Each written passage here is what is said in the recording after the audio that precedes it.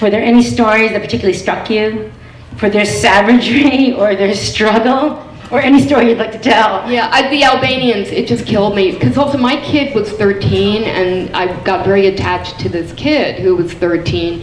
And he wanted to get out of the whole blood feud thing. But the thing is, once your family's trapped in it, you can't stop. And he started a Facebook group called Stop the Blood Feuds in Albanian, which I can't pronounce.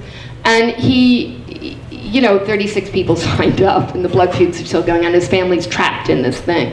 And it just tore me apart, this family. Particularly his kid, because he was the same age as my son.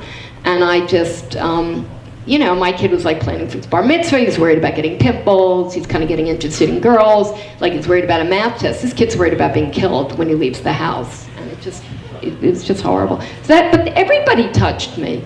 Yeah, that's not actually him. That's another kid who's also trapped in his house.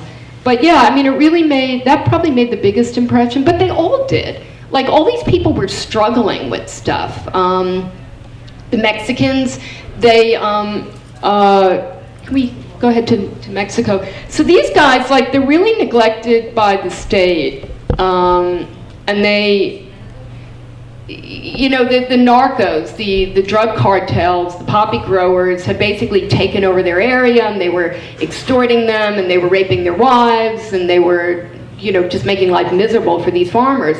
So the farmers decided to, okay, that's Zapatista area. Can we? Forward or backwards? The guys with the gun in the trucks. Yeah, these guys. So what they did, you see, I don't know if anybody knows Spanish, it's the community police is what it says in Spanish. So these guys, they basically formed their own form of justice. They said, okay, we're going to take over the roads. And they formed their own courts, which are like a little bit, I'm not sure how much justice was implemented there, but and they would patrol. They started their own patrols because the state had neglected them, and they're probably the only people in Mexico who chased out the narcos. It hasn't worked anywhere else, but these self-defense squads, they ran them out of town. That made an impression on me.